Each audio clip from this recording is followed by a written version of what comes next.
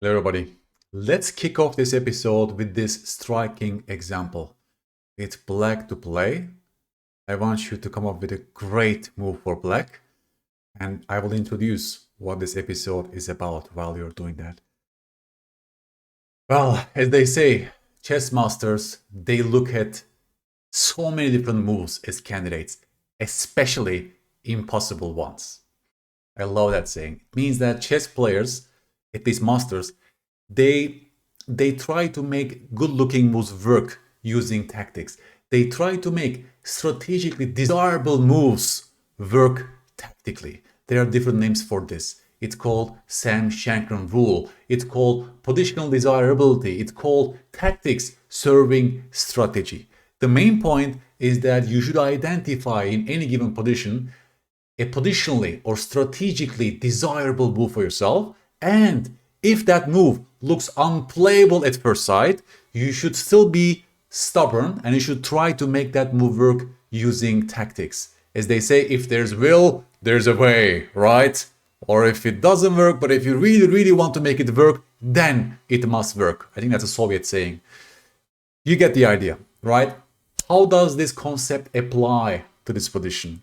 Black in this position is facing some difficulties, right? I mean, look at our queen side. Look at the effect of this pawn on d5, on the knight on b8. White has the bishop pair and so on, right? Your king might not be so safe on g8. Black has to do something, and black looks at this knight on b8 and he plays the impossible looking move knight c6 anyways.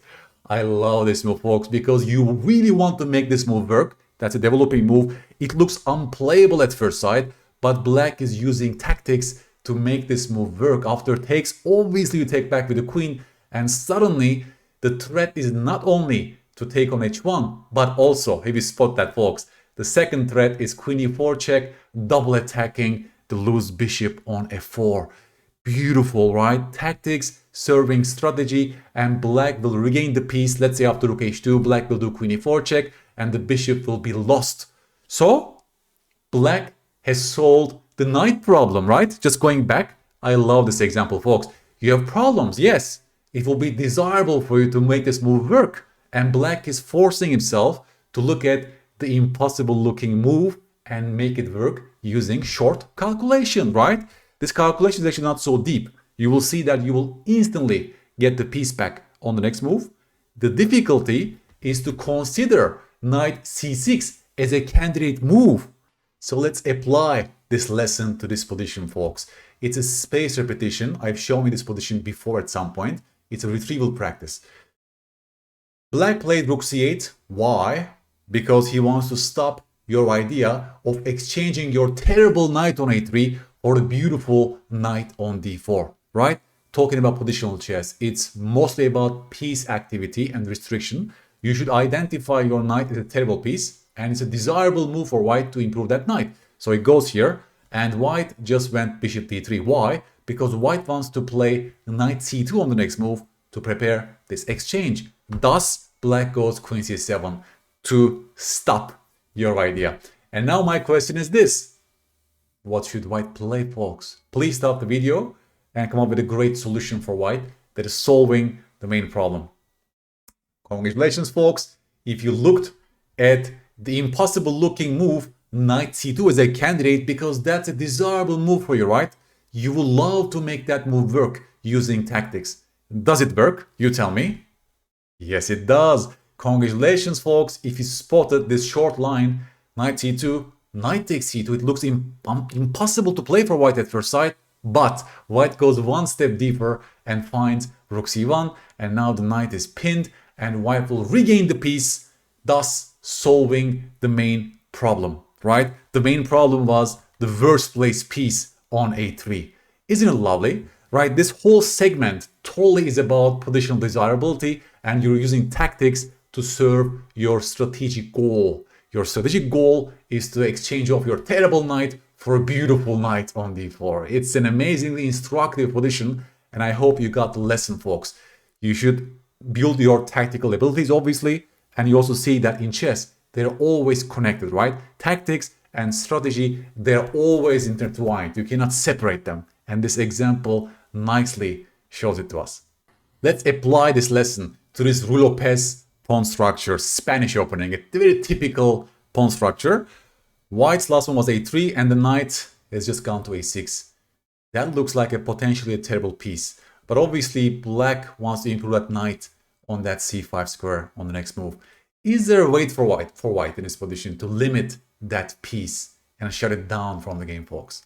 Take your time, please stop the video and come up with a short but accurate calculation and support your ideas using tactics. Congratulations if you played the impossible looking move b4, which will limit the knight on a6. So to liberate the knight, black has to take. And here, again, the knight is terrible. So after takes on b4, congratulations if you found the move bishop d2. Simple attack on that knight on b4. And black is already in serious trouble because where is that knight going, right? There is not a single square that the knight can escape into because now I open up my rook on the a file. So the only move seems to be queen c5, but the queen is tied down, the knight is still buried, and after the next move, congratulations, queen b3, the knight will be lost, will be captured on the next move, right? So in this case, tactics was one move deeper, but it's totally about, fundamentally about limiting that knight on a6 and using tactics to justify this beautiful positional move b4. So this means after b4, they cannot take twice. So usually black goes queen b7, but that knight on a6 remains a bad piece. White has space advantage, right? All four minor pieces are still on the board. So white has the space advantage. Those pieces are so limited. White also has chances to play on the king side as this operates later on. Okay, so just give you a sample idea.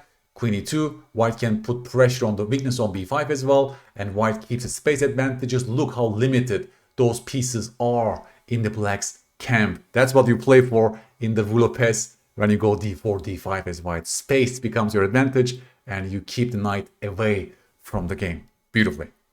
This idea applies to all parts of the game, even to the opening, for example, folks. It's another Lopez pawn structure, Spanish opening for white. We want to generally keep the tension in the center before we go d5, okay? So, but this knight on d2 is blocking your bishop. And first of all, I want you to identify a desirable plan for white in this position. What's usually the destination of this knight in this pawn structure? Yes, I'm sure you know it before, yeah? You've seen this before. Knight f1 to g3, for example. It's a very typical Spanish maneuver of that knight. But it looks like if you play knight f1, it looks like black will take, and they will take the pawn on e4. It looks unplayable at first sight, folks, right? At first sight, this move just loses a pawn on e4. Now, I want you to go a little bit deeper. Since knight f1 to g3 plan is so desirable for you in this pawn structure, I want you to force yourself and find a nice tactic that makes this move work. Have you seen it, folks? Yes, it's a stock standard Lopez tactical pattern. Knight f1 is the best because after takes, can you tell me white's next move? Obviously, it's bishop d5, folks, because this knight and this knight has become loose and white will win material by force in this position, right? Another very short sequence, obviously doesn't change anything if he takes with the rook, right? Just the same, takes, bishop d5, and white wins one of those knights. You see, tactics serving strategy. Strategically speaking, it's desirable for white to make this move, right? Because from g3, this knight will bolster our central pawn on e4, and our bishop will be open. We take it from there.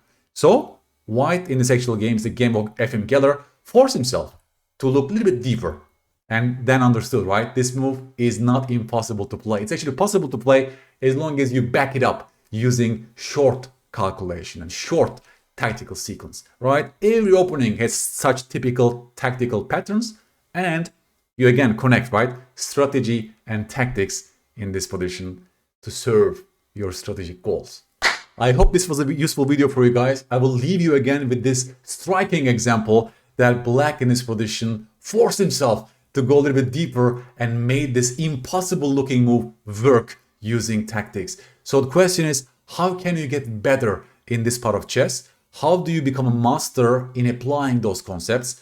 you need to work on strategy, obviously, right? You need to understand what to do in the given position, what would be desirable for you, positionally speaking, but don't give up if that move looks unplayable at first sight.